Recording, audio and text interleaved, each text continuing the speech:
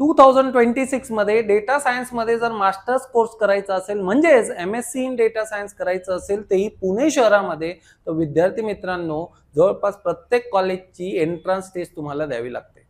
आता काही timepass college सोडल्या तर तिथे एंट्रन्स टेस्ट द्यायची गरज नाहीये, कारण ते तुम्हाला प्लेसमेंटही देणार नाहीये किंवा प्लेसमेंटसाठी मदत करतील असे जर काही कॉलेज बघितले तर तिथे मेरिट लागतं। मेरिटला तुमचे ग्रॅज्युएशनचे मार्क्स धरत नाही बरं का। मग कुठले मार्क्स धरतात, तर विद्यार्थ्यांनो सीईटीचे म्हणजे थोडक्यात जी एंट्रन्स टेस्ट ते कॉलेज कंडक्ट करणार आहे त्याचे मार्क्स कन्सिडर होणार।